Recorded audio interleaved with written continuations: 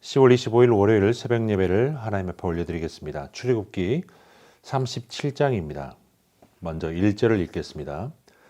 부살렐이 조각목으로 궤를 만들었으니 길이가 2규빗 반, 너비가 1규빗 반, 높이가 1규빗 반이며 6절 순금으로 속죄소를 만들었으니 길이가 2규빗 반, 너비가 1규빗 반이며 10절입니다. 그가 또 조각목으로 상을 만들었으니 길이가 2규빗, 너비가 1규빗, 높이가 1규빗 반이며 17절입니다. 그가 또 순금으로 등잔대를 만들고 그것을 쳐서 만들었으니 그 밑판과 줄기와 잔과 꽃받침과 꽃이 그것과 한 덩이가 되었고 25절 그가 또 조각목으로 분향할 제단을 만들었으니 길이는 1규빗이요 너비도 1규빗이라 네모가 반듯하고 높이는 2규빗이며 그 뿔들이 제단과 연결되었으며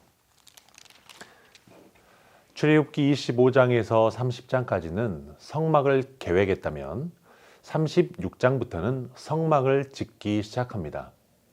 출애굽기 36장에서는 성막의 골격에 해당하는 구조물을 건축하는 장면을 소개합니다. 오늘 37장에서는 내부에 설치되는 각종 성물들 그리고 성막의 핵심이 되는 기구들에 대한 제조에 대한 내용입니다. 먼저 언약궤는 조각목으로 만들었다고 1절에서 말하고 있습니다. 통으로 된 나무로 만든 것이 아니라 나무 조각들을 이어서 만들었기 때문에 이를 만드는 일에는 많은 공이 들었습니다. 시간도 많이 소요되었을 것입니다. 하나님의 명령에 순종한다는 것은 결코 쉬운 일이 아니었다는 것이죠. 하나님은 좀 더 간단하게 궤를 만들 수 있었지만 많은 시간과 공과 힘이 들어가는 방법으로 만들라고 하십니다. 이스라엘 백성은 하나하나 구체적으로 하나님의 말씀에 순종합니다.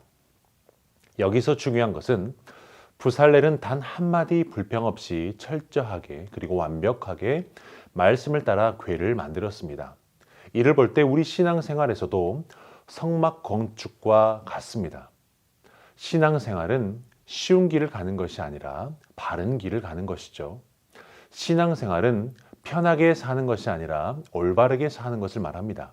신앙생활은 내 말대로가 아닌 주님 말씀대로 순종하는 것입니다.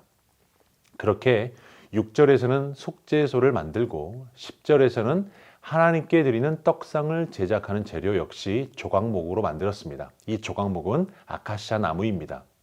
17절에서는 순금으로 등잔대를 만들고 25절에서는 분향단을 만드는 내용입니다. 이렇게 제작하는 것을 보면 많은 공을 들여 만들어야 했고 방법과 수치, 양식 모두 하나님이 명령하신 대로 실행을 합니다. 하나 독특한 것이 있습니다. 모든 건물에는 기둥이 있지만 성막 가운데에는 기둥이 없습니다. 기둥 대신 주위의 널판이 기둥 역할을 했던 것이죠. 수많은 널판들이 이어져서 성막을 지탱했던 것입니다. 이스라엘 백성들이 어느 곳에 가든지 널판을 세워놓고 그 위에 천막을 입히면 성막이 만들어졌습니다. 그리고 구름 기둥이 이동할 때에는 이 널판을 해체해서 하나씩 들고 성막을 이동해야 했습니다. 다양한 사람들이 한 뜻을 좇아서 성전을 세우고 해체하며 살아갔던 것이 광야의 장막 생활이었던 것이죠. 하나의 목적을 위해 나무 조각들이 맞물려 붙어 있는 모습은 하나님이 세우신 교회 공동체의 모습을 상상할 수 있습니다. 교인 한 사람 한 사람이 기둥이 되고 장막이고 널판이 되면서 모두 합력하여서 세워가는 것이 교회의 모습입니다. 교인 한 사람 한 사람이 자기가 해야 할 일을 할 뿐 아니라 그 모든 일이 완전한 조화를 이루어 마치 오케스트라를 연주하듯이 일을 하게 되는 것이죠. 이것이 교회의 생명력입니다. 교회는 하나님의 성전입니다. 이 성전은 우리 믿는 사람 한 사람이 모인 공동체입니다. 아카시아 나무처럼 뒤틀어지고 모양이 예쁘지 않지만 모두가 다 다듬어져서 금으로 입혀져 있는 존재인 것이죠. 그리고 진리 안에서 연합된 공동체입니다. 이것이 교회의 모습입니다. 여기서 교회의 의미를 볼 수 있습니다. 다양성과 일치성입니다. 첫째는 다양성입니다. 예수님께서 부활 이후 마가다락방에서 교회는 시작됩니다. 그곳에서 사람들 사이를 가르는 분리 장벽을 무너뜨립니다.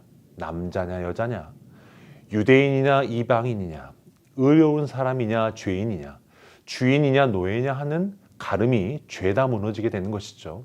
가장 건강한 생태계는 다양한 것인 것처럼 가장 건강한 교회는 모든 연령과 계층의 사람들이 모일 수 있는 교회입니다. 이것이 그리스도의 몸을 세워가는 원리인 것이죠. 두 번째 원리는 일치성입니다. 다양한 경험과 생각을 가진 이들이 모여서 서로 갈등하고 싸운다면 교회는 생명 공동체가 될 수 없습니다. 교회의 일치 중심은 그리스도입니다. 다양한 몸과 오장육부로 구성되어 있지만 머리는 하나인 것이죠. 성막을 지을 때도 보면 출애굽기 35장 21절에 마음이 감동된 모든 자와 자원하는 모든 자가 나와서 회막을 짓기 위하여 그 속에서 쓸 모든 것을 위하여 거룩한 옷을 위하여 예물을 가져다가 여호와께 드렸으니 라고 말씀합니다. 이것은 모두 각자가 기여한 바가 다르지만 모든 사람의 헌신이 하나하나 모여서 성막이 만들어지고 있는 것을 말합니다. 금이나 은을 가져온 사람도 있고 실을 가져온 사람도 있고 나무를 가지고 온 사람도 있습니다. 기여의 경중은 가려지지 않습니다. 많이 내고 우쭐거리거나 음석이 높아지지 않았고 적게 내도 부끄럽지 않았습니다. 서로 다른 것들이 어울려 조화를 이루어서 성막은 하나하나 만들어지고 이곳에서 하나님의 거룩을 드러냈던 것이죠. 교회는 다양성 속에서 일치성을 이룬 가족 공동체입니다. 교회는 서로 다른 가치관 속에서 어깨 동무를 하는 곳이 되는 곳입니다. 이것이 주님이 원하시는 방법이고 성막을 지어가는 원리였던 것이죠. 여러분 한 사람 한 사람이 교회의 벽돌이고 기둥입니다. 하나님은 하나님이 거하시는 성막을 이 사람 저 사람의 손길과 땀과 눈물과 헌신과 기도들을 통해 세워가듯이 다양하지만 예수 그리스도 안에서 하나됨으로 오늘도 여러분의 삶이 주의 뜻을 이루어가고 주님의 교회를 세워가고 주님의 나라를 세워갈 줄로 믿습니다. 우리 말씀 붙들고 기도하겠습니다. 하나님, 새순교회가 다양한 사람을 품고 하나의 목적과 방향으로 나아가게 하옵소서. 부한 자나 가난한 자나 강한 자나 약한 자나 지혜 있는 자나 부족한 자 모두가 각자 은사대로 교회를 세워가게 하옵소서. 합심하여 기도하겠습니다.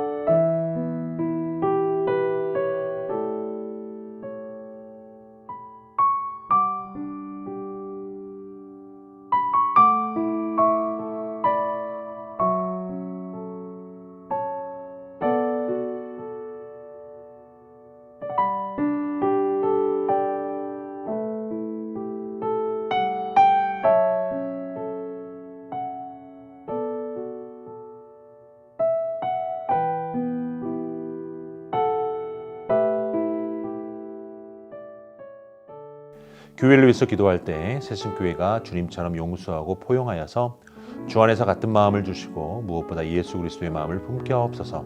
환절기에 기저질환이 있는 성도들과 시니어 어르신들의 신앙과 건강을 지켜주옵소서. 고3 수험생들과 가족들에게 힘과 지혜와 믿음을 주옵소서. 합심하여 기도합니다.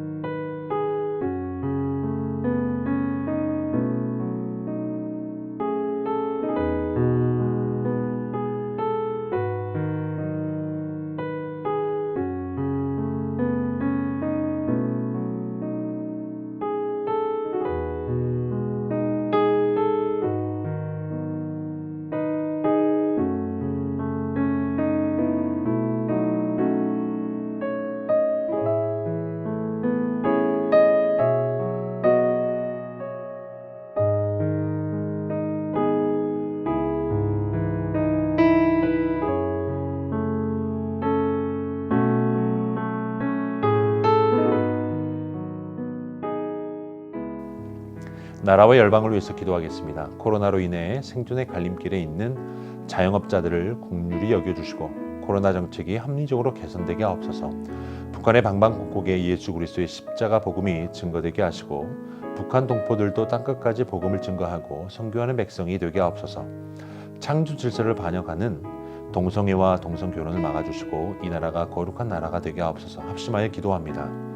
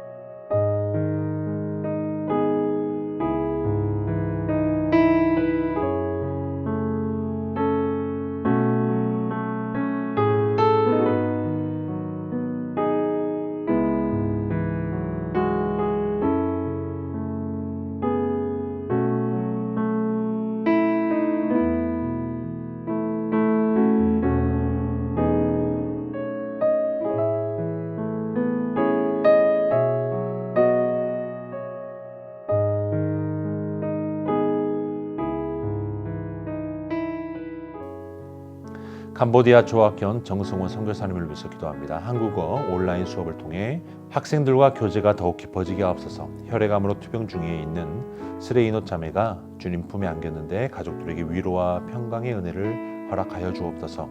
환우들을 위해서 기도합니다. 한상규 집사님, 김찬준 집사님, 임종채 집사님, 김민혁 형제님, 김평수 집사님, 김인혜 집사님, 김영자 권사님, 정승우 권사님, 김봉당 권사님, 조금열 집사님, 최혁기 성도님, 정은성의 집사님의 어머님, 김광순 집사님, 이길대 집사님, 박문천 집사님을 위해서 합심하여 기도하겠습니다.